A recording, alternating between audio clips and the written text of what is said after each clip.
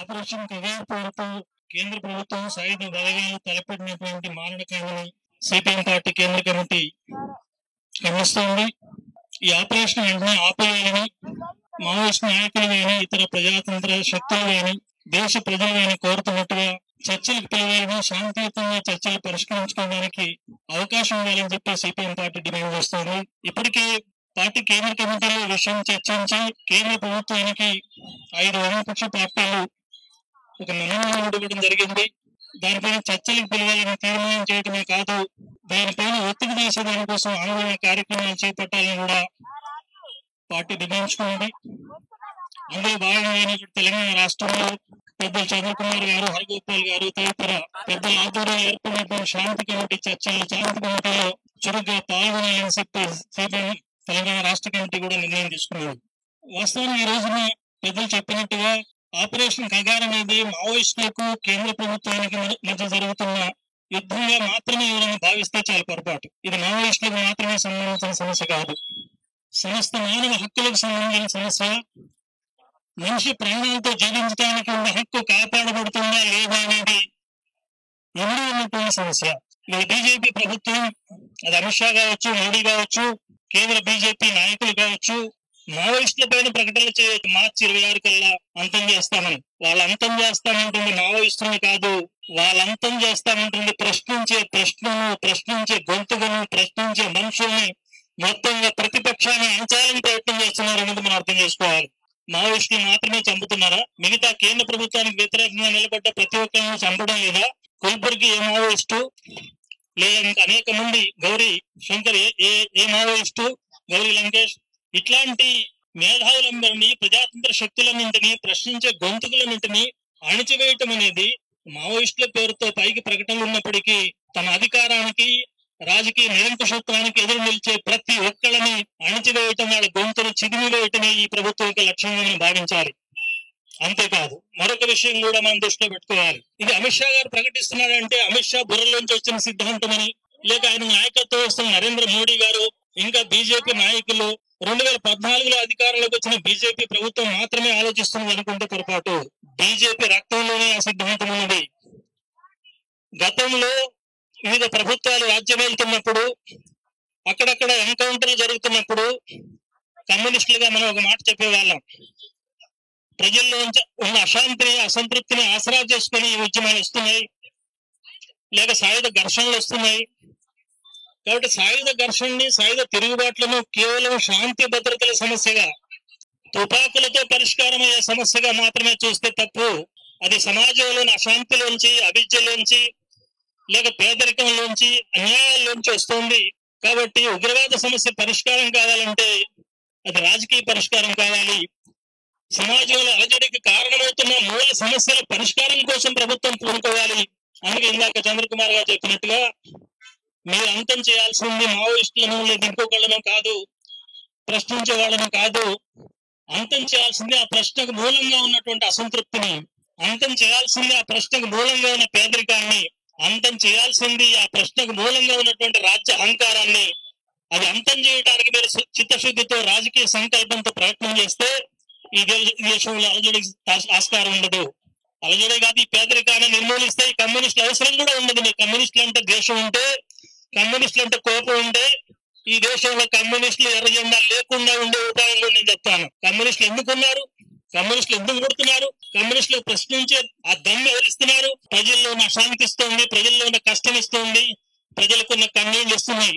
ఆ ప్రజల కన్నీళ్లు, కష్టాలు, సుఖశాంతులు వచ్చే విధంగా మీరు మార్చగలిగితే కమ్యూనిస్టుల అవసరమే ఉండదు. మీరు తుపాకీ పట్టాల్సిన అవసరం ఉండదు. మిమ్మల్ని కూల్చే తుపాకులు మేము పట్టాల్సిన అవసరం ఉండదు.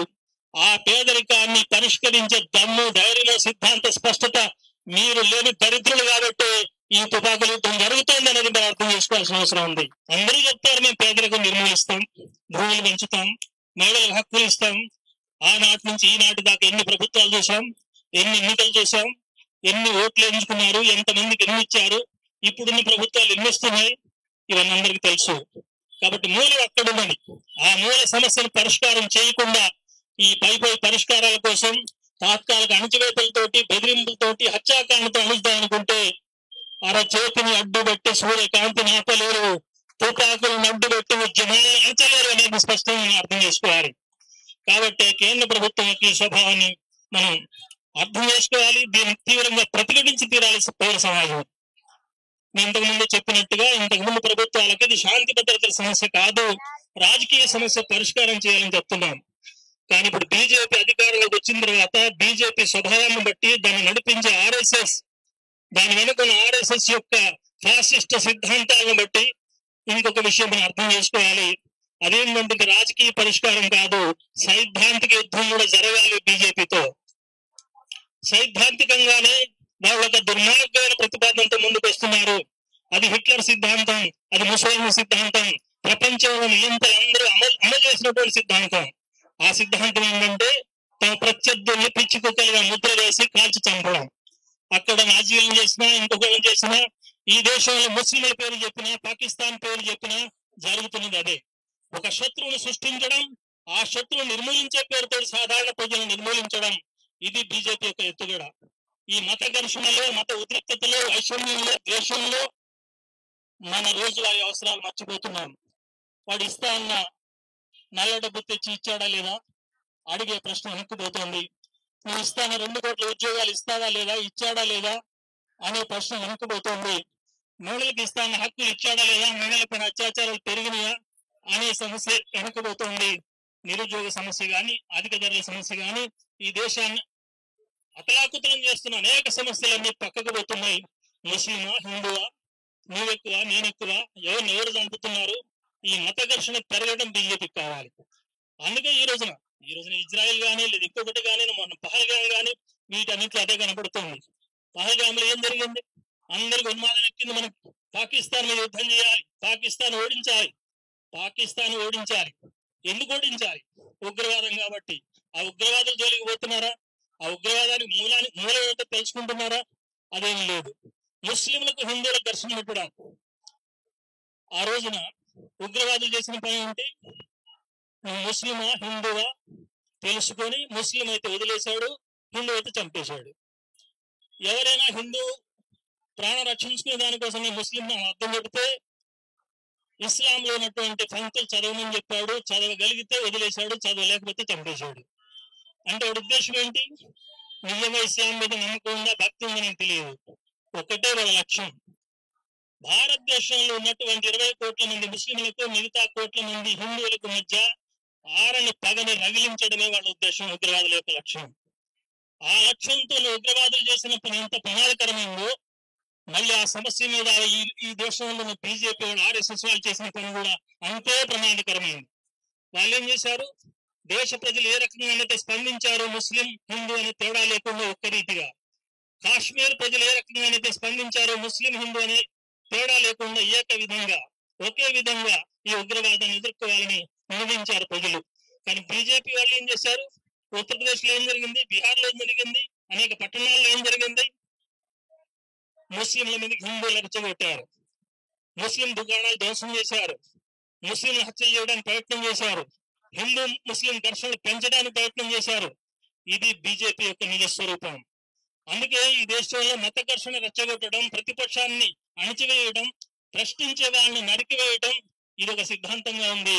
ఈ సిద్ధాంతం మోడీ తల్లోంచో, షా తల్లోంచో వచ్చింది కాదు. వీళ్ళ గురువుల సిద్ధాంతవేత్త గోల్వాల్కర్ పుస్తకంలో వచ్చింది, గోల్వాల్కర్ సిద్ధాంతం నుంచి వచ్చింది. ఆయన చాలా ఏళ్ల కింద చెప్పాడు స్పష్టంగా వాళ్ళ సిద్ధాంత గ్రంథంలో. ఏమనంటే, ఈ దేశ ప్రజలందరికీ శత్రువులు 3: ముస్లింలు, క్రిస్టియన్లు, కమ్యూనిస్టులు. ఈ 3 దేశంలో లేకుండా నిర్మూలిస్తే ఈ దేశం సుభిక్షంగా నేను చెప్తున్నాడు.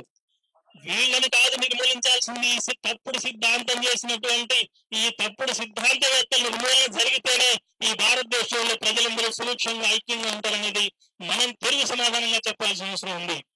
అందుకే ఈ రోజున ఈ చెప్పడం ఒక చిన్న ధర్నాతో, ఒక్కనాటి ఉపన్యాసంతో, ఒక్కరోజు ఒక నిరసనతో పూర్తయ్యేది కాదు ఇది. ఎందుకంటే వాళ్ళ నిర్బంధం, వాళ్ళ హత్యాకాండ కూడా ఒక్క రోజుతో పూర్తి కావట్లేదు, ఆపరేషన్ కగారుతో పూర్తి కావడం లేదు, కేశవాన్ని చంపడంతో పూర్తి కావడం లేదు.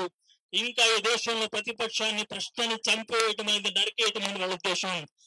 అట్లాంటి దుర్మార్గాన్ని నరికేయటం, ప్రకలించి వేయటం అనేది మన కర్తవ్యంగా ఉండాలి. అందుకు ఒక దీర్ఘకాలిక యుద్ధం చేయాలి.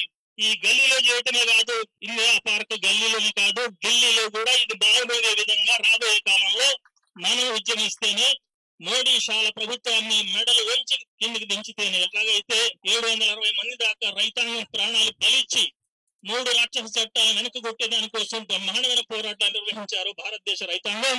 అదే రీతిగా ఈ పౌర హక్కుల సమస్య పైన కూడా ఆపరేషన్ కగారే కాదు, మొత్తం పౌర హక్కుల ఉద్యమాన్ని ఆ రకంగా ఉధృతంగా తీసుకోవాల్సిన అవసరం ఉంది. ఆ స్ఫూర్తితో ముందుకు సాగడానికి మనంతా ప్రయత్నం చేయాలని కోరుకుంటూ, ఈ ధర్నాను, ఈ మొత్తం మహా ఉద్యమాన్ని సంపూర్ణంగా సిపిఎం పార్టీ సమర్థిస్తుందని తెలియజేస్తూ